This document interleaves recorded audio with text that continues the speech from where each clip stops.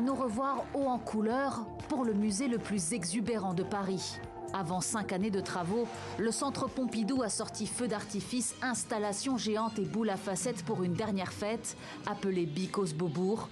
80 concerts, performances, masterclass, projections et expériences immersives accessibles gratuitement pendant 2 jours.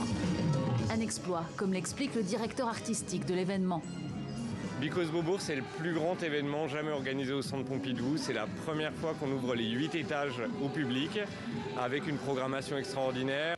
Conçu en 1977 comme un lieu ouvert à tous, le plus grand centre d'art contemporain d'Europe souffre aujourd'hui de vétusté. Au menu des travaux de rénovation, désamiantage, accessibilité et sécurité, ainsi qu'un réaménagement complet de l'intérieur.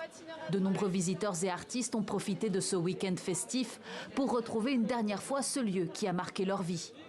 Ciao Pompidou. Ça tord l'estomac. Il y a trop de souvenirs. Mais en fait, si, il faut que la fermeture ait lieu pour réhabiliter l'espace, le bâtiment, j'allais dire le monument, quoi. C'est tellement beau. Mes parents adoraient venir, donc je suis venu pas mal de fois. J'ai des enfants, donc je viens avec eux.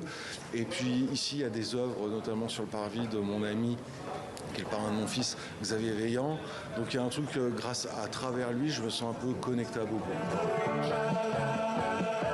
Samedi soir, un DJ set organisé à l'occasion du 20e anniversaire du label Because a transformé le hall du bâtiment en piste de danse géante.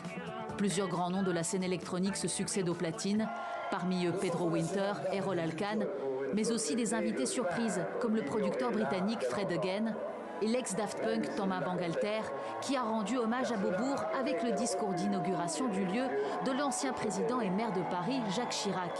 Il a voulu que soit créé ce lieu consacré sans réserve aux expressions contemporaines de l'art. Un ultime back-to-back qui a électrisé près de 6000 personnes jusqu'à 5 h du matin, en attendant la réouverture prévue en 2030.